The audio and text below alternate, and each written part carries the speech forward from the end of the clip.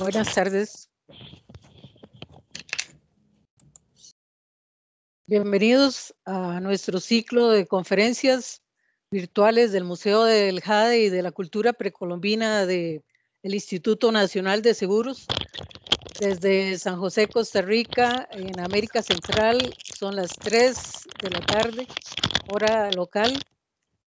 Para el Museo del Jade es importante mantener alianzas con investigadores y poder compartir con ustedes temas de interés.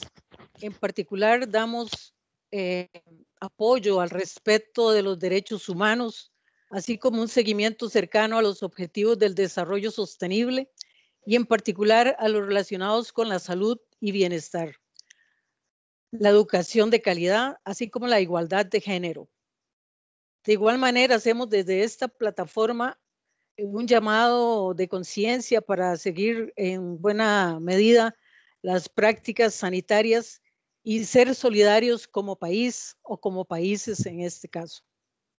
Hoy tendremos la conferencia Madres de Barro, representaciones precolombinas, donde la investigadora Cleria Ruiz nos va a presentar que las representaciones humanas nos muestran parte de la vivencia de los pueblos del pasado.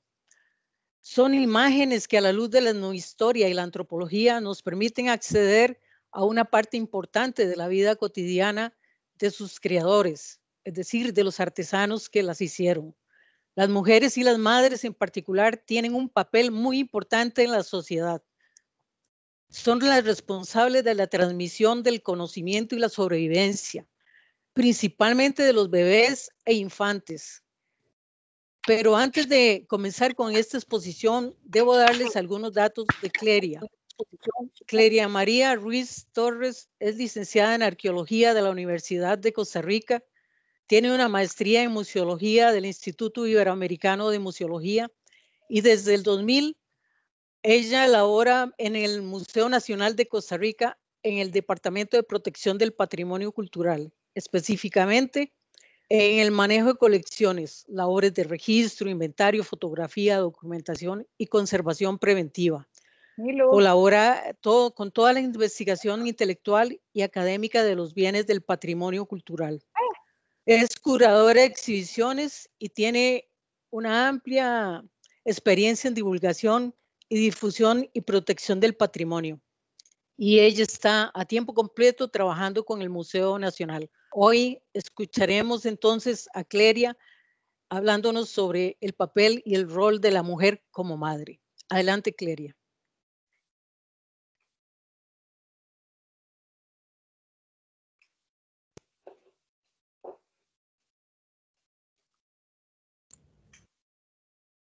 Bueno, muchas gracias, Vicky, por esa introducción, por la invitación al Museo de Jade de participar.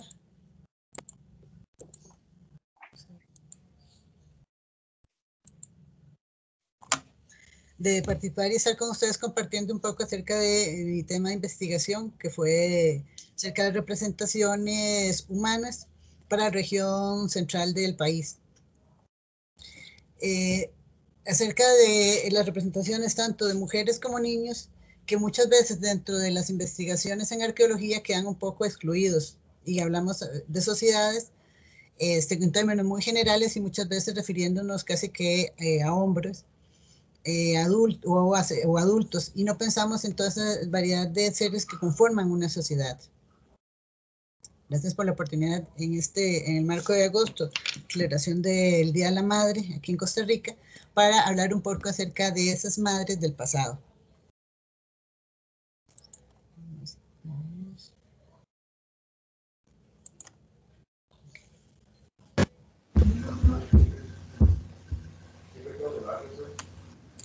Y empezaremos un poco acerca de la representación de lo que es el cuerpo humano.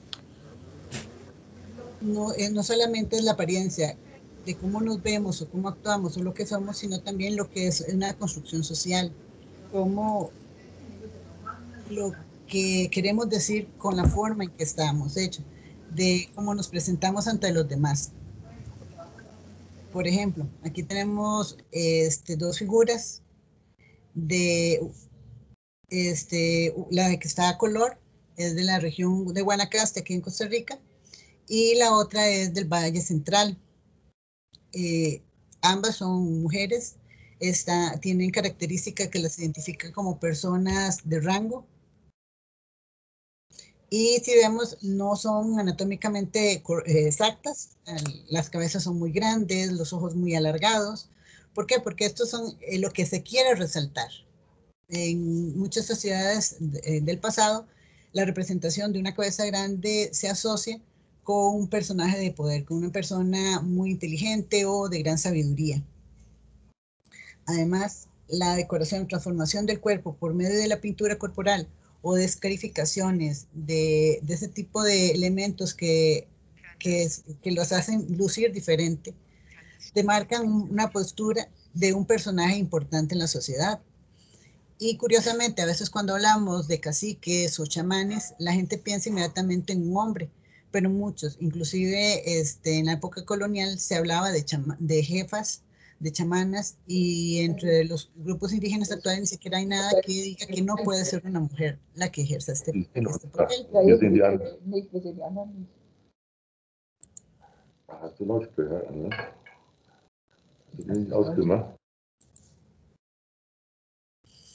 Pero el cuerpo también tiene que ser, es un símbolo de eso que queremos representar, o de cómo nuestra sociedad se está construyendo.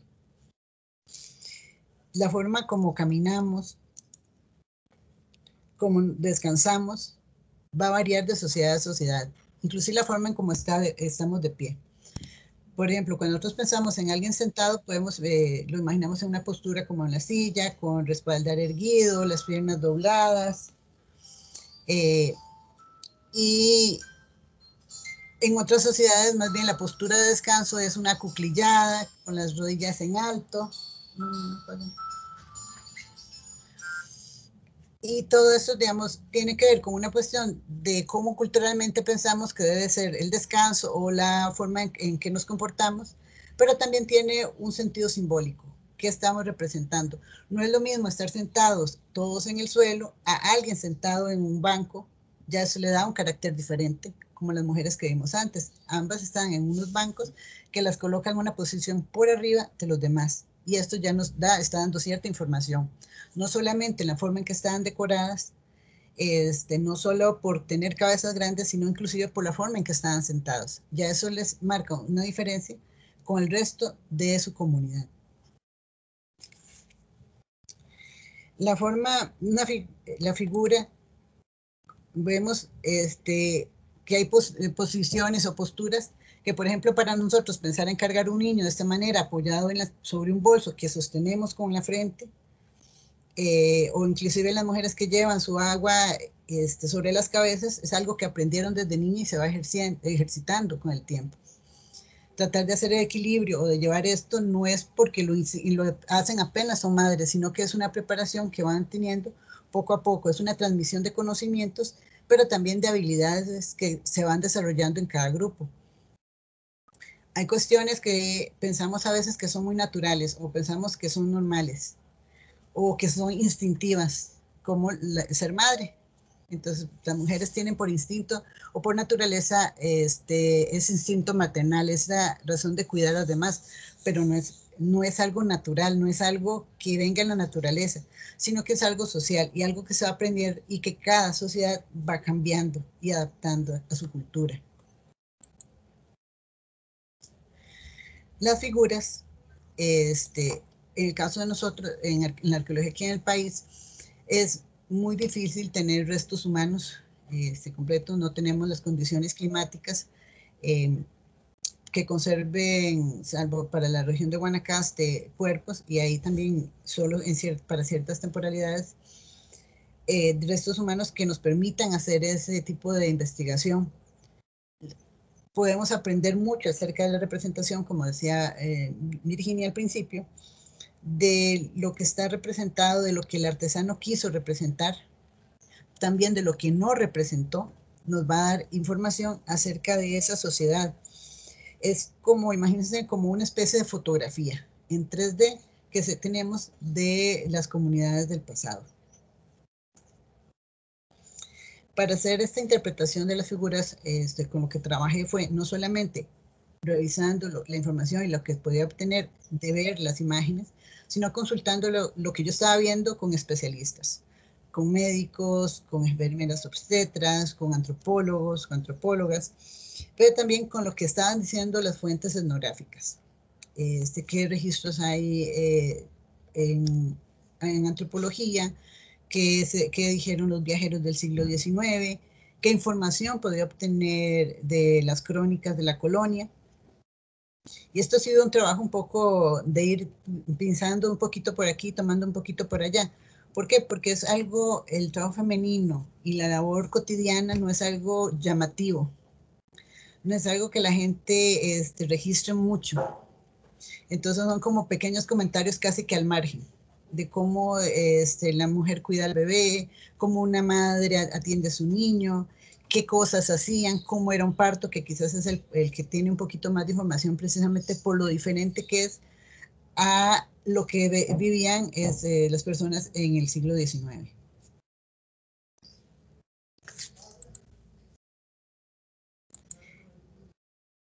En esto vemos, por ejemplo, aquí en estas tres imágenes que les tengo acá, son una figura de Santa Clara, todas están cargando a sus niños, todas son del mismo tipo cerámico, más o menos de temporalidad que va entre el 100 y el 800 después de Cristo, y todas vemos que van a tener características diferentes. Algunas tienen una nariz más gordita, otras son muy esquemáticas las caritas, todas son sonajeros, o sea, todas son instrumentos musicales. Y resulta interesante que la primera vez que se describen, las describieron como juguetes. Después, con las investigaciones arqueológicas, se ve que el contexto de estas figuras más bien es para tumbas de rango. Están asociadas con objetos de jade, con cerámica que viene de otras regiones, en tumbas elaboradas, no sencillas. Y ya esto les da un carácter diferente. Ya no es consideradas como un juguete, sino como parte de un personaje de alto rango, probablemente relacionado con actividades de cuidado, porque en un sitio, por ejemplo, en la fuente, que aparecen muchas figuritas de este estilo, solo se encuentran dos asociadas con el cuidado de niños.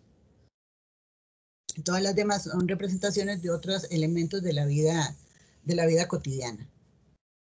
Y algunas pocas tienen que ver, digamos, con cuestiones de representación de chamanes o más de guerreros. La mayoría tienen que ver con representaciones de alimentación, de cuidado infantil, de preparación de objetos, de transporte de cosas. Y por eso resulta interesante estas representaciones con niños, porque hasta la fecha no se ha encontrado ninguna representación de un niño solo, siempre está ese niño alrededor de un adulto, normalmente de una mujer o de una figura, lo que llamamos neutra, que no se puede, por su característica no podemos determinar si es hombre o mujer. Como les decían, pueden ver, digamos, la variación que se da tanto en los encobes, en los colores que presentan, que va desde un crema, combinaciones de cremas a unos tonos muy, muy rojos. Estas características pueden deberse tanto a una cuestión de la diferencia temporal, ya dijimos, son bastantes siglos se trabajaron, pero también puede ser una diferencia más local, que cada comunidad adoptara un color diferente o unos elementos particulares.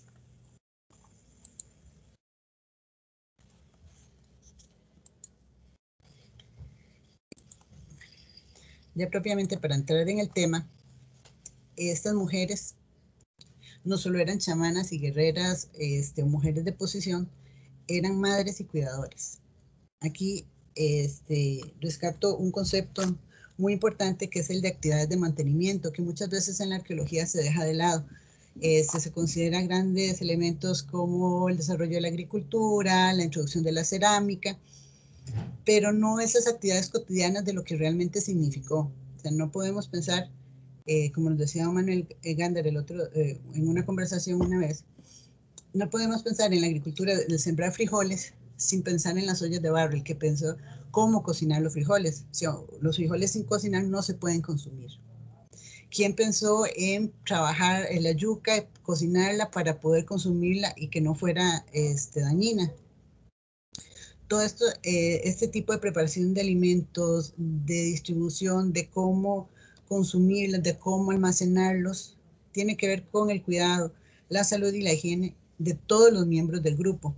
No lo pensemos como en algo de si la gente comía, sino cómo se va desarrollando esa comida, cómo se van haciendo todas esas actividades de cuidar a un enfermo.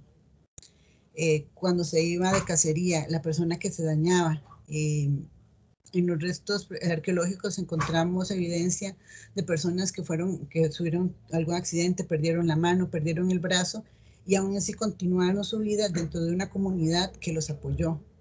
Mucho de ese apoyo, de ese cuidado, si bien tiene que ver con cuestiones de salud a nivel de chamanes y de maestros, también tiene que ver con el cuidado que se le dio a lo interno, en la parte de comunidad, de hogar, donde muchas recae en las mujeres, porque ellas son las que están preparando, las que están ahí en esa actividad de cuidar, de trabajar en el campo, de preparar los alimentos, de estar dentro del hogar, dentro de la casa, cuidando a los que están ahí y formándolos, educándolos, también dándoles ese acompañamiento.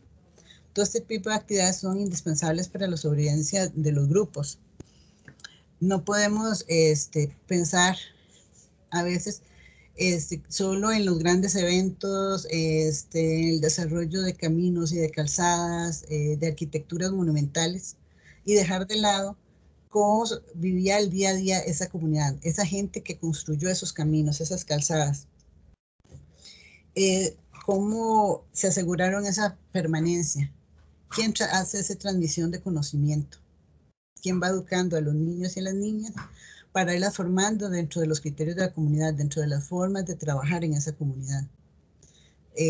Cómo hablar, qué palabras utilizar, a quiénes dirigirse. Dentro de muchas de las comunidades indígenas, de los grupos chipchas, son matrilineales, es decir, que es a través de la línea materna que se van pasando quienes pueden hacer ciertos trabajos, cómo pueden desarrollarlos, y también dónde vivir, qué comer, qué cazar. Todo esto lo va diciendo ese grupo materno, que es donde se va empezando a aprender esa lengua, esa costumbre, esa vivencia.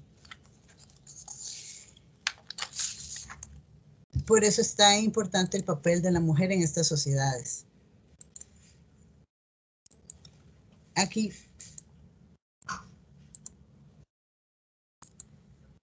tenemos también, bueno, lo que sería ya propiamente las representaciones de embarazo y parto.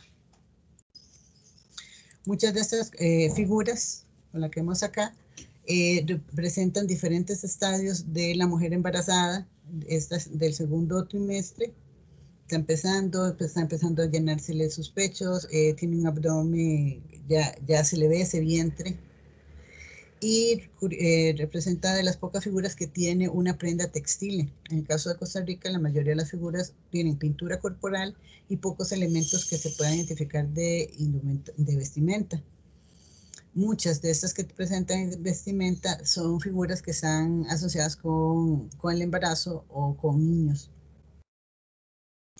Vemos cómo se resaltamos la necesidad. Igual es una figura importante, no es una persona de la comunidad, tiene orejeras, que no es un elemento que serían como las expansiones o los aretes de la época, que no cualquiera podía utilizar. Y esto es un elemento también, además de la pintura en su cuerpo, que nos habla de un personaje importante. La mayoría de las figuras que están representando el embarazo tienen algún tipo de elemento que las hace diferentes. Solo conozco el caso de dos figuritas que son mujeres embarazadas que están transportando agua.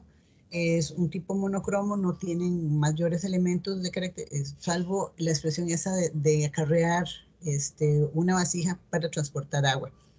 Y en el parto, el elemento del agua es muy importante. Cuando pensamos revisamos lo que es la información etnográfica, el momento del parto, por ejemplo, en Talamanca, entre las comunidades indígenas de Talamanca, sobre todo el primer embarazo, es de mucho cuidado, es tabú, la mujer y el marido deben alejarse de la comunidad, tienen que tener poco contacto, mantener una serie de cuidados sobre qué alimentos puede consumir la mujer, qué alimentos no debe consumir. Hay descripciones acerca de, por ejemplo, que si se utiliza, la mujer puede utilizar plumas para resaltar ciertas características que quiere para su hijo, ciertas telas, ciertas cosas que le van a ir influyendo en lo que ella desea para su hijo. También tiene mucho que ver esta parte, lo hablaba con doña Margina Bosley, acerca de el cuidado. Al no poder tener contacto con la comunidad, también se protege ella y su bebé de poder sufrir ciertas enfermedades o tener contagios de otras cosas que puedan influir en el embarazo.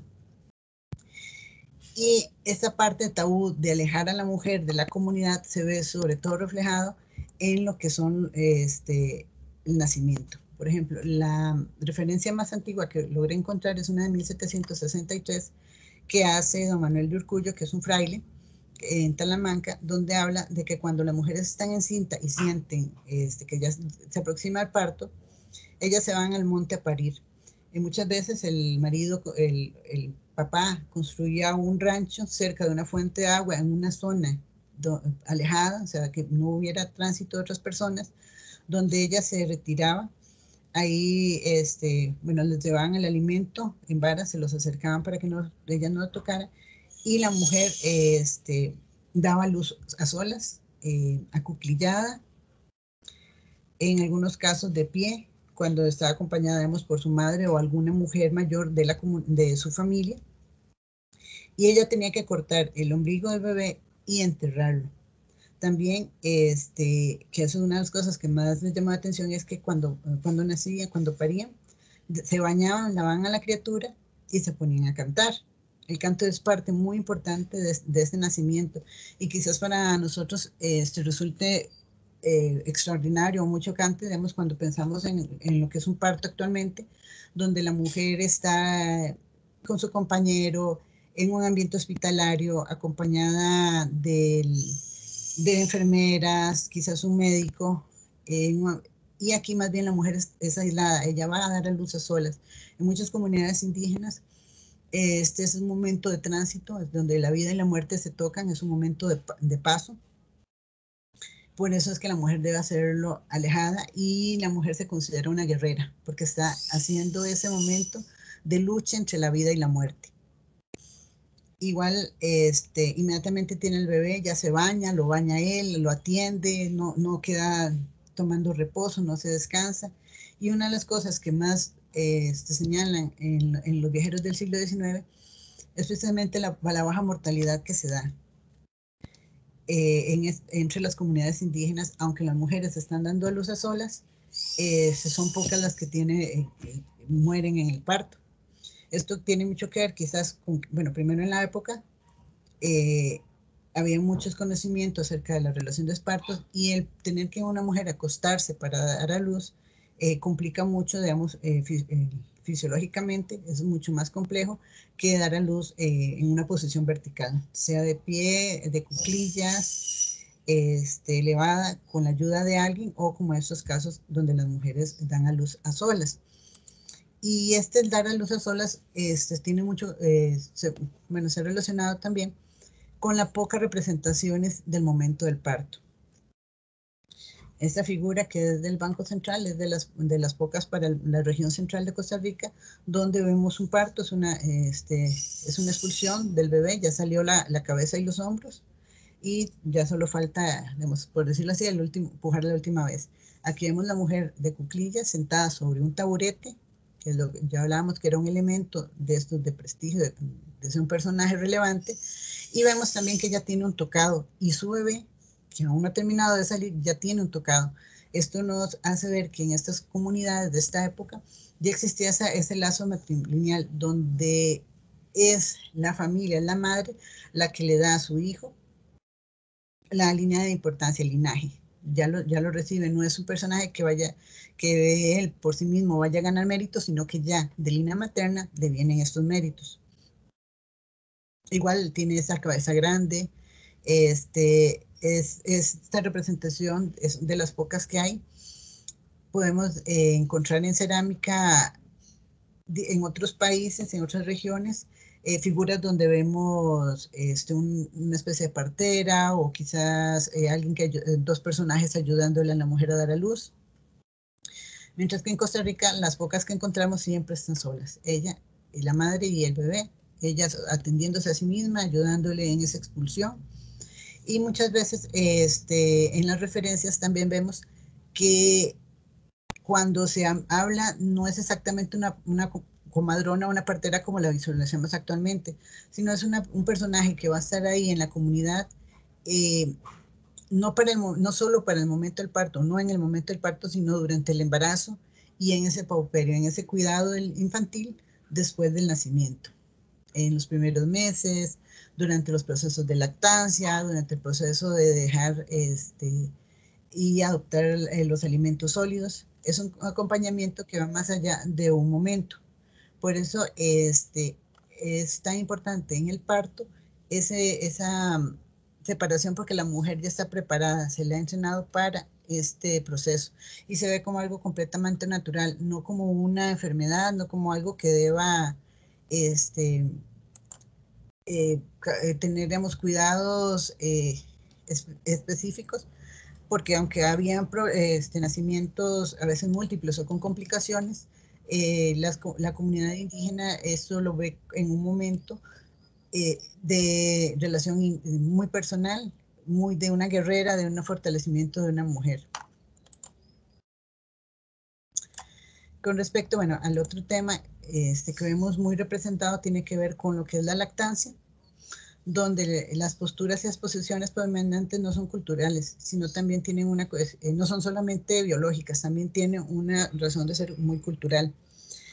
Cuando uno es madre y primeriza y empieza a llevar los cursos de preparación, te hablan acerca de las posturas de acunada, balón de fútbol, de sandía, de cargar, y te dicen, bueno, esta es la forma correcta, así es como se hace, esto es lo que beneficia al bebé. Si vemos las figuritas que tenemos al fondo, esas son de la zona sur del país, todos los bebés están en posición vertical. En algún momento un médico me decía, bueno, cuando hay un niño con labio leporino o un niño prematuro, esa es una posición perfecta para que la leche no se le devuelva y no vaya a ahogarse. Pero si vemos que en todas las representaciones de esta zona, las figuritas van así, no es porque sean bebés prematuros o con enfermedades, sino porque culturalmente es la forma en que se establece que es mejor para los niños y para las madres darles de mamar. La representación que vemos acá de esta otra figurita, Santa Clara, de sonajero, vemos es como la postura clásica que nos enseña. Es el bebé pecho contra pecho de la madre, con la boca dirigida hacia el pezón, la boca bien abierta, ella sosteniéndole la cabeza y el cuerpo, cunándole, ofreciéndole el pecho. Más bien es de las excepciones que encontramos en arqueología de esta postura. La mayor parte de las representaciones la vemos como mujeres de pie, dando de mamar, como el bebé en posición vertical, o quizás sentadas como las que vimos anteriormente, pero el bebé igual en posición vertical.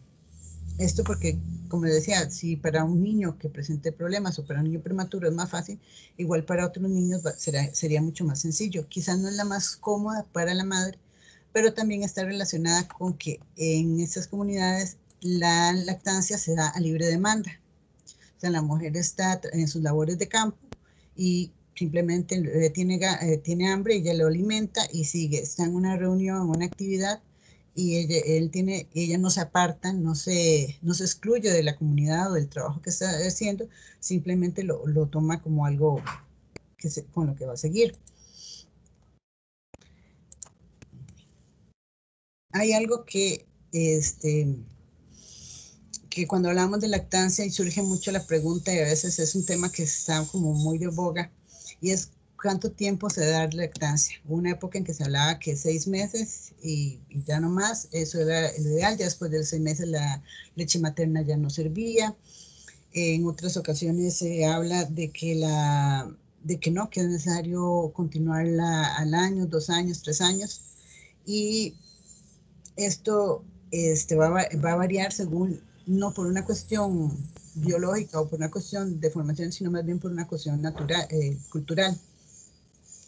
Hace un tiempo habían hecho unas investigaciones en los 80, donde se habían hecho la pregunta, o sea, si siguiéramos siendo homínidos, ¿cuánto es el tiempo que un homínido le daría de mamar a su niño?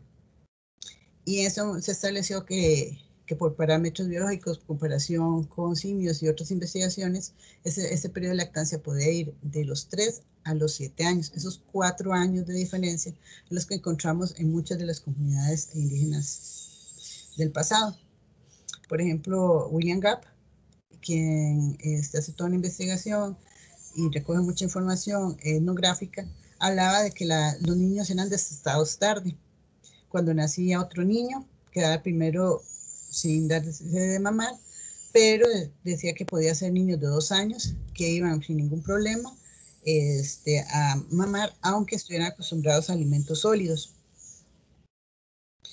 En poblaciones antiguas de América, por ejemplo, podemos encontrar que los grupos mayas del posclásico por análisis químicos en dientes y en restos óseos se ha determinado que esa lactancia se daba entre los 3 y 4 años. Entre los aztecas era de 2 a 3 años y en el norte de Chile de 2 a 3 años. En trabajos etnográficos que se están realizando actualmente aquí en Costa Rica, en algunos grupos, esa lactancia llega hasta los 4 años. Curiosamente se ha visto que esa diferencia es, a las niñas se suele dar menos tiempo de lo que se les da a los niños, esos periodos de lactancia. Sin embargo, faltarían más estudios para ver si realmente si esto es solamente en una comunidad, en esta comunidad en particular, o si es algo ya más cultural. Debemos también tener en cuenta que las poblaciones actuales están muy influidas también por lo que la ciencia y las creencias de la cultura occidental han traído. Recordemos que en las poblaciones antiguas, en América, en las comunidades indígenas, de la lactancia materna se pasaba alimentos como purés, atoles, inclusive pescados majados o a veces mordidos por la madre. Y no se acostumbró, no se tuvo una sustitución por alguna leche de animal, como sí pasó, por ejemplo, en poblaciones europeas, que se introdujo la leche de cabra o la leche de vaca. Aquí no se hizo esa introducción. Y, por ejemplo, la utilización de atoles de maíz, con todo el proceso de mixtización, donde se le agrega calcio para poder hacer más digerible el maíz, ayuda también en esa absorción del calcio de los niños cuando dejan el periodo de lactancia. También muchos de los procesos, digamos, de periodos donde se puede, de alta mortalidad infantil, está muy relacionado con este proceso de pasar de la lactancia al alimento sólido y hacer este cambio. Sin embargo, en Costa Rica, para la región central, como les decía, los restos óseos de niños son muy, muy escasos y es difícil, como por ejemplo, hacer ese tipo de estudios para determinar. Hay algunos sitios de la zona de Guanacaste que sí conservan restos óseos de niños, dientes y algunas otras partes que se les podría hacer a estudios. Sin embargo, hasta la fecha con ellos no se ha trabajado ese tema.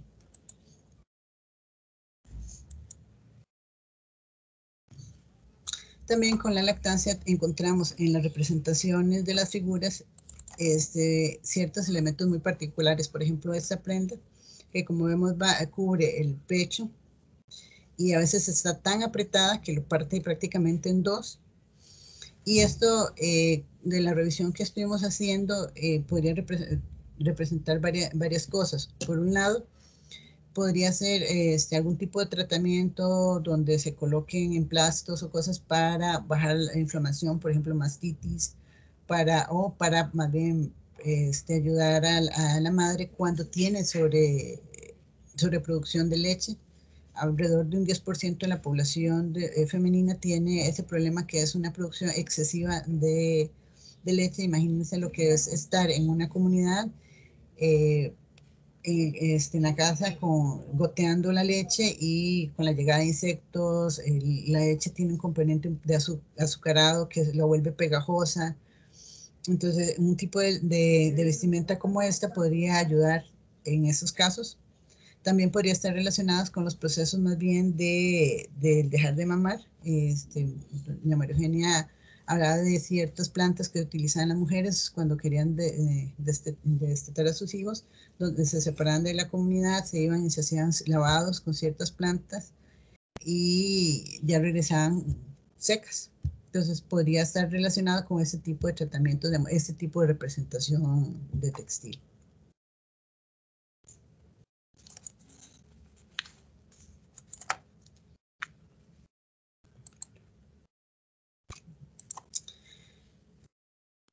Otras acciones con las que vemos esa participación de la mujer y del papel de las madres en la sociedad tienen mucho que ver con lo que se hablaba de la socialización. El acompañar a los hijos, el llevarlos con ellas, el trasladarse con ellos, influye en lo que, en esa formación del niño, en esa integración de la sociedad. Y esta socialización pasa también por elementos como el juego. Vamos acá, donde tenemos dos adultos que cargan una especie de tronco y un niño o un infante que está jugando, haciendo equilibrio en él. Esto tiene un componente de reto, o sea, de poder sostenerse sobre él. Podemos ver una cuestión de diversión, de integración, de compartir en comunidad, en conjunto con los adultos, pero también de ir desarrollando destrezas y habilidades, ir fortaleciendo los músculos y conociendo la habilidad de su cuerpo, cómo puede desarrollar, cómo puede integrarse en este tipo de juego. Otro también tiene que ver con lo que es la forma. Veíamos en una de las primeras fotografías, de las primeras imágenes, una mujer cargando a su niño, llevando carga, y al chico sentado sobre la vasija. Vemos esta misma representación donde es una figura que lleva un bolso, y sobre el bolso va el niño sentado. Igual ella ahí no está agarrando al niño el brazo, sino lo que está sosteniendo son las tiras de este mecapal, de este bolso que va a ser el traslado. Todavía, digamos, en los años 80 era una forma común de transportar niños, de llevar la carga y hacer el transporte, pero también dentro de grupos, por ejemplo, entre los misioneros se hablaba de cómo la mujer hacía traslado de leña, de productos de intercambio, de cosas, y iba acompañada de sus hijos, y el más pequeño lo llevaba sobre la espalda, trasladándose grandes distancias de esta forma, sin demostrar cansancio, que era una de las cosas que más les llamaba la atención de cómo era posible esto.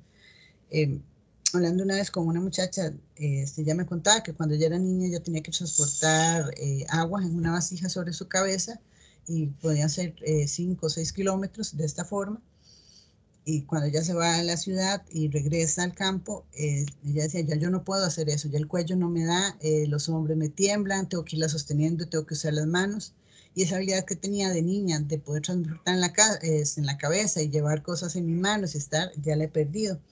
Porque tiene mucho que ver con esa forma de transmitir, de practicar, de llevar a cabo este tipo de ejercicios. La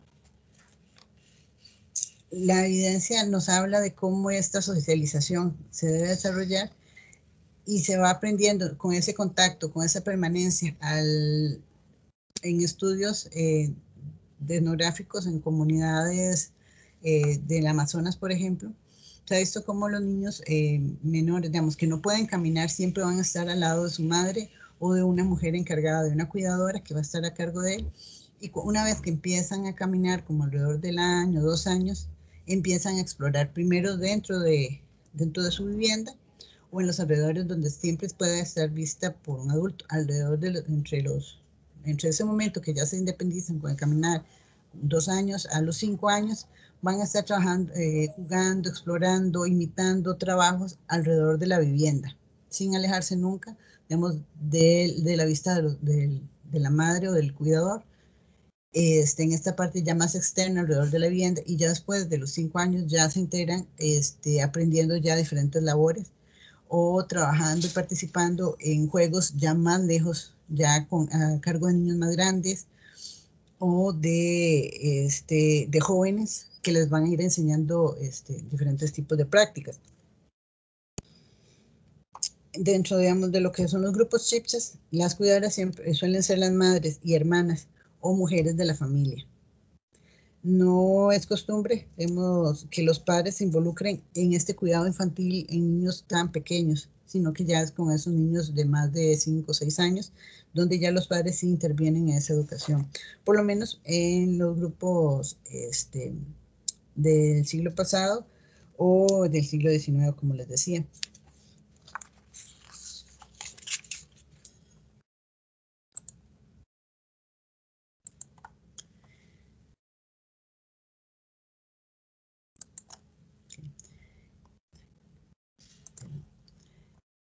Otras acciones, digamos, como este tipo de representaciones donde las mujeres de alto rango participan de la vida comunal con sus hijos. La maternidad, la lactancia no las excluyen de estas actividades, de ejercer estas acciones. Por ejemplo, hay representaciones de mujeres cargando tambores de lengüeta, estos objetos de madera, instrumentos grandes, que llevan amarrado al tambor y su hijo encima del tambor para que las acompañen. Hay representaciones como estas mujeres del tipo pan de azúcar que están sobre un asiento, como en una posición de mando, en una actividad, acompañadas de su hijo, ya sea en brazos o en el regazo. También vemos cómo hay representaciones donde las mujeres, como en este caso, tienen a su hijo, no sé si lo logran ver, es una estilización muy hermosa, donde tiene al niño en el brazo derecho y sobre el brazo izquierdo un pajarito, no sé, un periquito o algún tipo de ave que pueda ser como una especie de mascota, donde el niño está amamantando, sostiene el pecho de la madre y aún así está explorando. Muchas de estas representaciones infantiles, normalmente la cara del niño no o está dirigida hacia la madre o está dirigida hacia afuera, hacia el público. Muchos de estos objetos tenían orificios para estar suspendidos, son de tamaño pequeño o mediano, y son como muchos usados como ofrendas, pero otros eran también instrumentos musicales, pitos, sonajeros. Y estas representaciones normalmente están dirigidas hacia el espectador, o sea, para establecer esa relación entre la madre y el niño con las personas que los rodean, con las personas que están afuera, hacia quienes va dirigida las ceremonias o las actividades.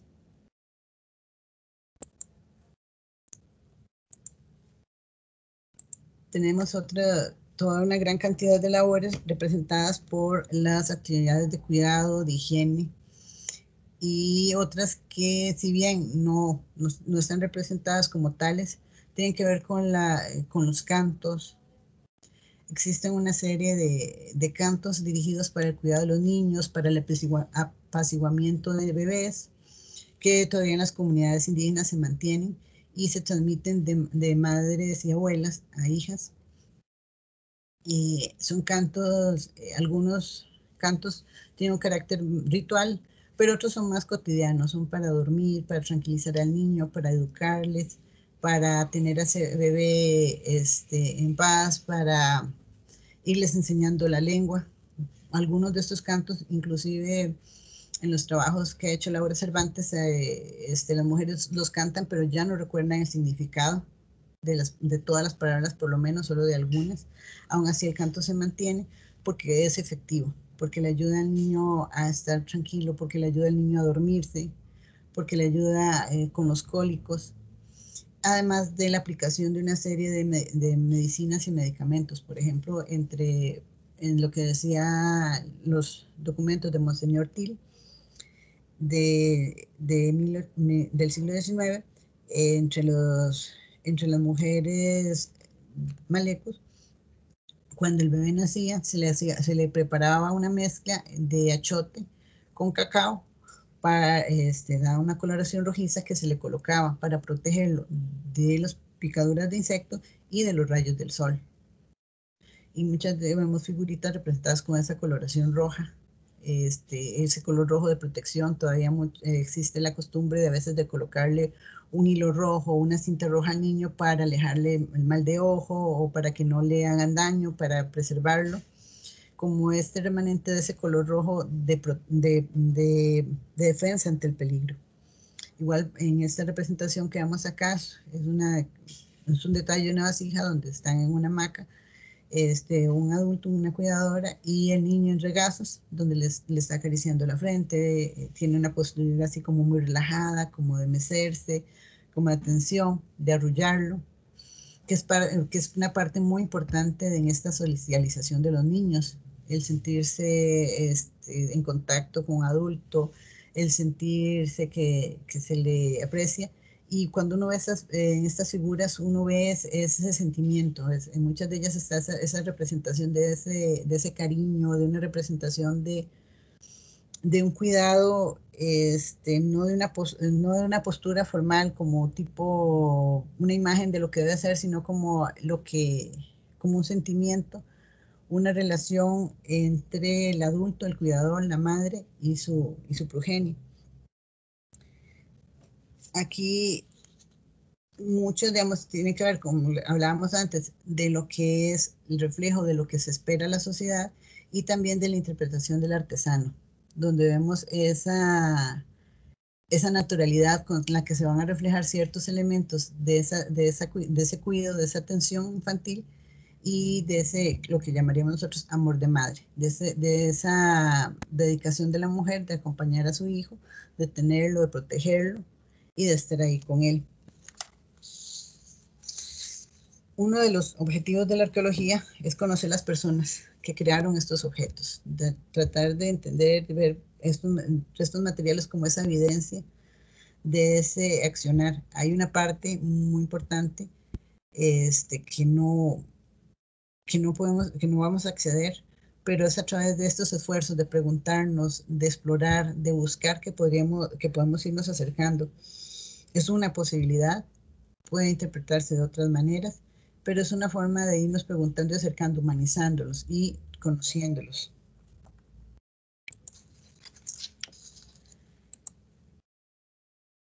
Esos cuidados, esa higiene, esa atención, también nos hablan acerca de cómo estas sociedades pudieron permanecer, lograron sobrevivir. Pensamos que eran ambientes muy húmedos, ambientes con peligros, donde el trabajo implicaba un gran esfuerzo, no tenían animales de carga, tenían que trasladar sus cosas ellos mismos, tenían sistemas viales que podían ser de varios kilómetros.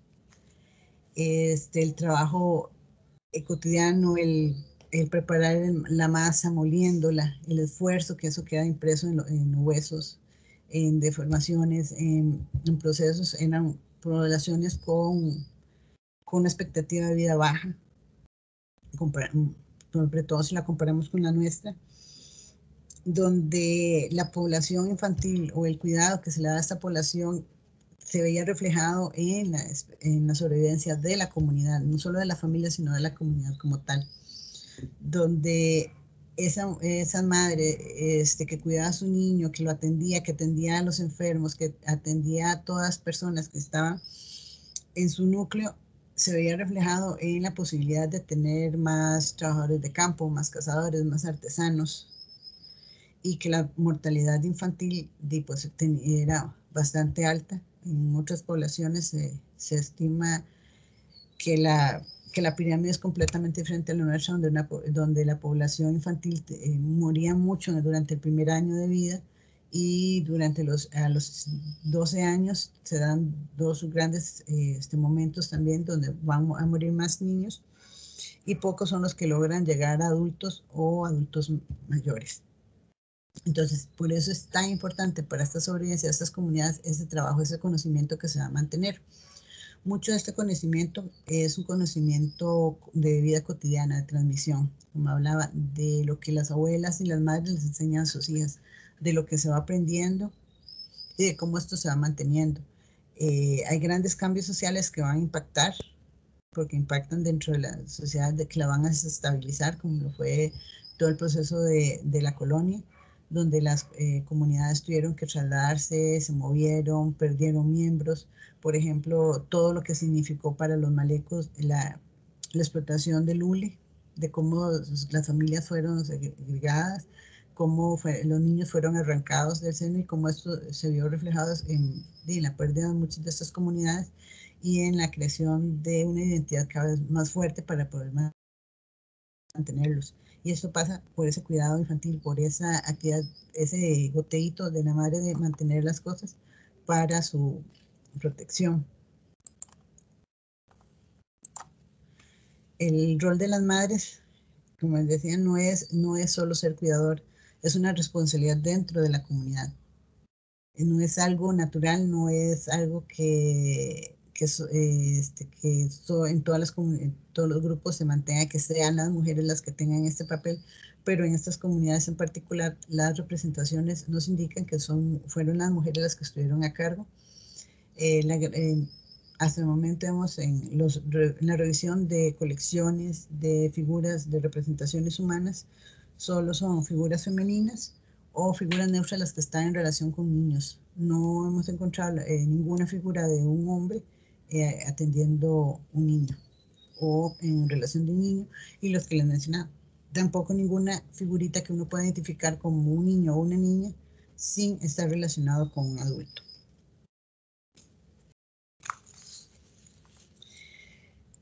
Muchos de estos objetos nos presentan esta vida cotidiana, esa relación, y hay muchas más preguntas que resolver. Esto es solo como un inicio, una pincelada, dar un primer paso para tratar de entender esta vida cotidiana, esas actividades de cuidado, hay otras formas de investigar que hay que explorar y que espero en un futuro de seguir trabajando en este tema. Bueno, no sé si pasamos a las preguntas. Muchas gracias, Cleria. Excelente. Yo creo que también hay que recordar que esta línea tan importante que daba la madre al clan, ¿verdad? Y entonces creo que eso nos lleva a explorar esas investigaciones que usted dice que faltan, ¿verdad? De dar. Tenemos abierto entonces el chat para las preguntas. A ver si Carolina de Comunicaciones nos pueda colaborar para que Cleria pueda atender las preguntas, por favor. Hola, buenas tardes. Si alguien tiene alguna consulta, la puede escribir por medio del chat.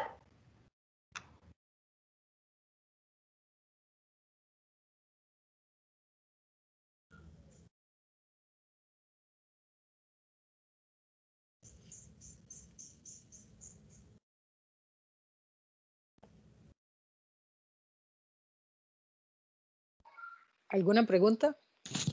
Mi chat está inactivo, no se puede preguntar. ¿Hola? Perdón. Tenemos algunas consultas. ¿Alguien quería hablar por acá? Bueno, vamos a hacer una consulta de Mónica. Dice, ¿a qué cultura pertenecen todas estas piezas? Las piezas que les presenté, la gran mayoría son del área central de Costa Rica. Son de una temporalidad que va del 100 al 800, sin embargo hay algunas pocas que son más bien del área de Guanacaste, que son las policromas, que les mostré para tener como una diferenciación, y estas son más bien de una temporalidad del 800 al 1350. En Costa Rica lo que hablamos son de regiones arqueológicas, no hablamos propiamente de culturas porque esa información se perdió. Estamos hablando de muchísimos, o de los que hablé principalmente son poblaciones muchísimo más antiguas que las que toparon los españoles cuando llegaron. Muchas gracias, Cleria. Acá nos pregunta Tati, ¿en cuáles grupos étnicos se demuestra un papel más protagónico de las madres? Bueno, para los grupos, en el caso de los grupos chipchas, Más bien le diría la respuesta, se la diría al revés.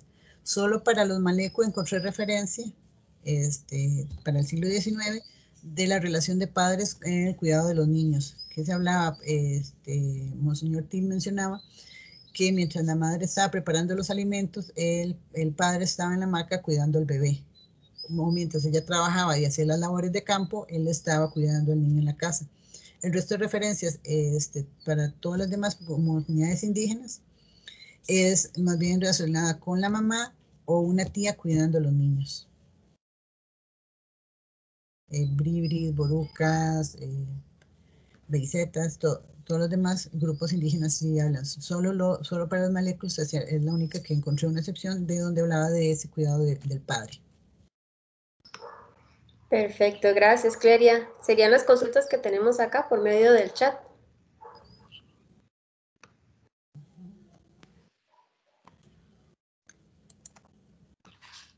Bueno, nuevamente agradecerle, Cleria. Yo creo que esto es importante. En el Museo del Jade igual tenemos para invitarlos a ustedes a una exposición de sala permanente. Tenemos la parte de roles de género y ahí especialmente destacamos el rol y el papel de la madre y la participación comunitaria.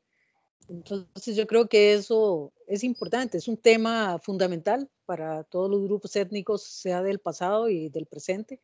Las comunidades indígenas que mantienen, digamos, ese papel de la madre en primer lugar.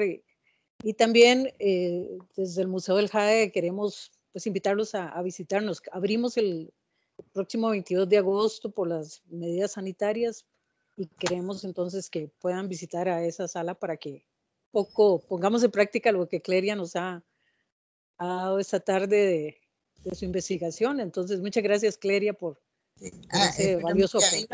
Hay unas preguntitas acá que estoy viendo en el chat. Ajá.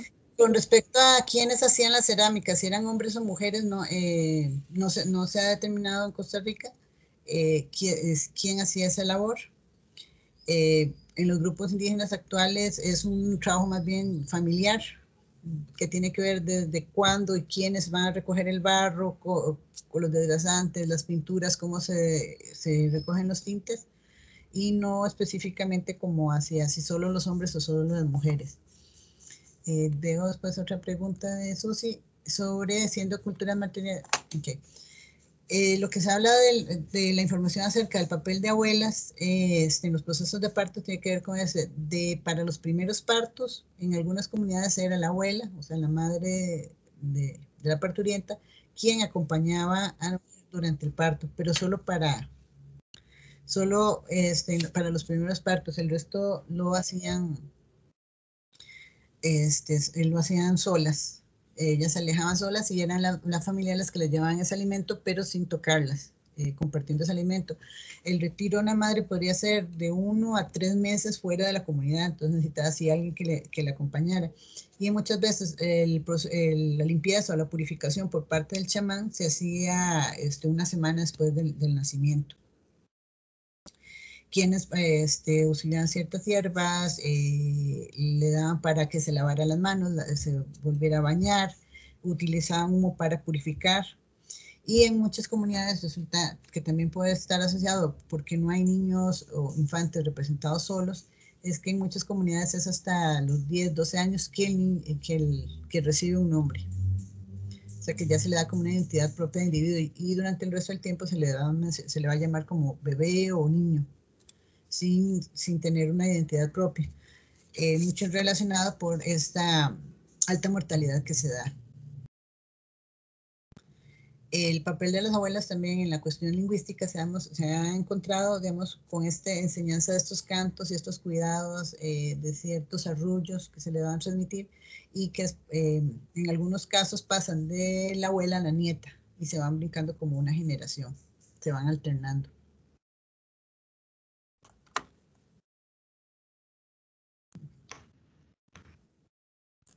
Voy a ver si hay otra cosa. Ya no hay más, ¿verdad? Creo, Cleria. Hay más preguntas. Sí, hay alguien pregunta que si hay figuras, sí, hay representaciones de mujeres en Jade. Hay representaciones de mujeres en el caso de Costa Rica hay en jade, hay en cerámica, hay en piedra.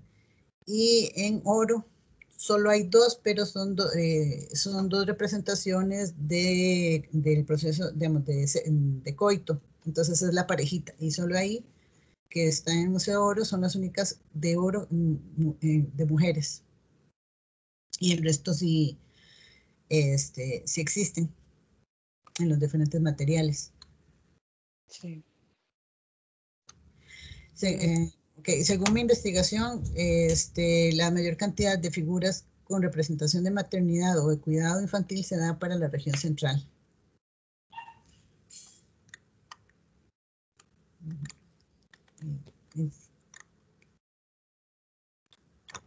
Por acá hay otra. Dice perdón que se me fue. Sí, es que se me está Las moviendo. figuras son del área central de Costa Rica. ¿En qué época? Ok, las Santa Clara son del 100 al 800 después de Cristo y las otras, las de cabeza muy grande, esas son más bien del 300 al 800, que son del tipo, unas son de pan de azúcar y el otro, pavón variedad tentación. Ok. Acá tenemos un comentario, gracias querida Cleria, muy interesante esto de nombrar a los niños en edad tardía, fascinante, muchas gracias por la charla. Y acá hay una pregunta, ¿cómo eran los taburetes en los que tenían a los niños como un asiento en piedra?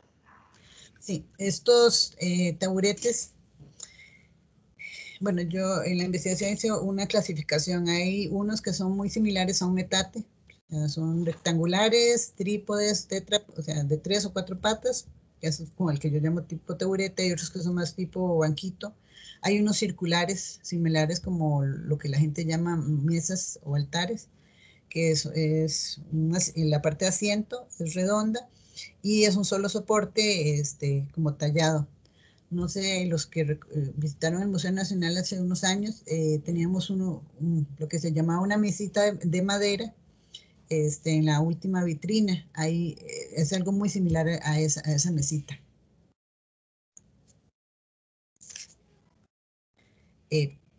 Esto también, bueno, nos ha hecho hablar muchas veces de que no todo lo que llamamos metate era para hacer alimentos. Muchos de los metates que nosotros decimos probablemente eran este tipo de asientos. Y probablemente muchos no eran de piedra, sino también eran de madera. Creo que sí, ya estaríamos con las consultas por acá por el chat. Okay. Bueno, no sé si alguien tiene Cleria, otra pregunta. ahora yo creo que más bien esto va a quedar grabado por la gente que pudo entrar después, ¿verdad?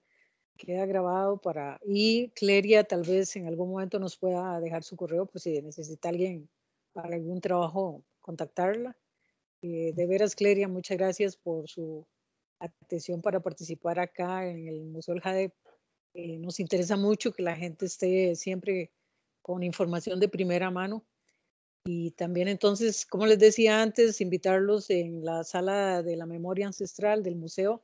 Tenemos varias figuras de las mamás en piedra, en cerámica.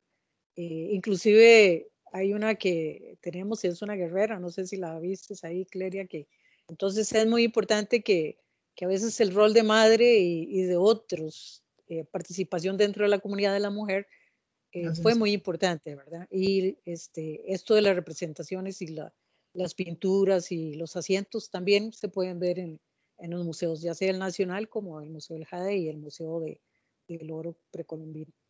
Muchas gracias a ustedes por participar. Queremos hacerle un llamado igual, de nuevo, a seguir las medidas y los protocolos de seguridad sanitaria para que todos nos cuidemos entre todos.